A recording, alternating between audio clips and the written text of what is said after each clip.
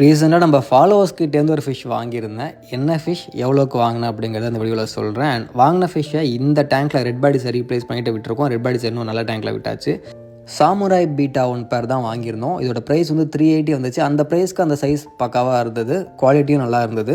And இந்த மாதிரி பீட்டாவை நீங்கள் சின்ன டேங்க்கில் சின்ன பவுல்லே வளர்த்துட்டு ஒரு பெரிய டேங்க்கில் கொடுத்து பார்த்தீங்கன்னா பார்க்கவே சூப்பராக இருக்குது. ஆக்சுவலி பீட்டாவுக்கு இந்த மாதிரி நிறைய பிளான்ஸு, ஹைடிங் ஸ்பாட் வச்சு கொடுத்தீங்கன்னா கொஞ்சம் பெரிய டேங்க் கொடுக்குறப்போ ரொம்ப ஹாப்பியாக இருக்க மாதிரி ஃபீல் ஆகும். அண்ட் அது நல்லாயிருக்கு பார்க்க இந்த மாதிரி பெரிய டேங்க்கில்.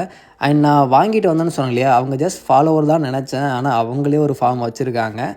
இது வந்து ப்ரொமோஷன்லாம் கிடையாது. நான் எதார்த்தமாக ஒருத்தவங்ககிட்ட வாங்கினேன். பட் அவங்க வந்து நிறைய கலெக்ஷன்ஸ் வச்சுருக்காங்கன்னு சொன்னப்போ எனக்கு ஆச்சரியமாக இருந்தது.